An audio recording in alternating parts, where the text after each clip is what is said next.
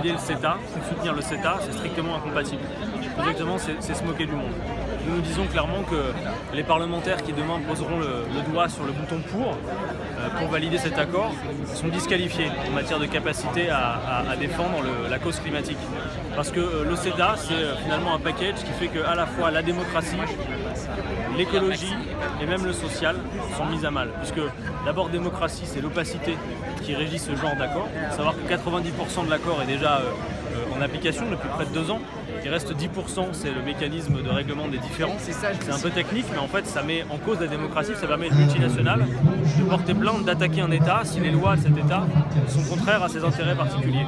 Et puis surtout, compte tenu des échanges auxquels ça va procéder, compte tenu du fait que le Canada a des modes de production qui ne sont pas compatibles, par exemple, avec notre mode de production français, je pense aux OGM, aux pesticides, aux farines animales en ce qui concerne notamment la production bovine, eh bien, il y a une incompatibilité et généralement, vous savez que l'harmonisation, quand il s'agit d'abaisser les normes pour faire en sorte que ça fasse un grand marché, c'est plutôt le moins-disant social et environnemental qui l'emporte.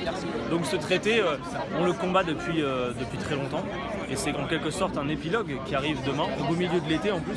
C'est-à-dire que le CETA va venir se rajouter à cette longue liste de textes souvent contestés qui sont votés au milieu de l'été quand l'attention pour la chose politique recule.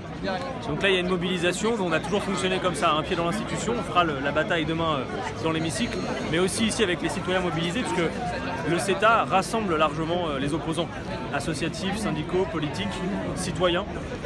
Donc c'est un grand moment en réalité qui se passe au beau milieu de l'été. On regrette par exemple qu'il n'y ait pas de possibilité d'avoir un vote solennel, ce qui fait que beaucoup de députés, sans doute vous le verrez, auront piscine au moment du vote, dans la mesure où s'ils étaient plutôt dans l'idée de ne pas voter pour, ils vont essayer de ne pas le montrer. Et puis il y a beaucoup d'opposants aussi au traité qui sont, pour des raisons d'agenda, tenus à l'écart de l'hémicycle demain et qui du coup ne pourront pas par procuration se prononcer. Donc c'est une attaque en règle contre la démocratie et contre le climat. Est-ce que du coup c'est une question qui aurait nécessité un référendum ? Évidemment, c'est-à-dire qu'on est dans de tels bouleversements qui mettent tellement en cause notre capacité à régir finalement la production, les échanges, que l'ampleur d'un traité comme le CETA mérite évidemment qu'on ait une discussion démocratique.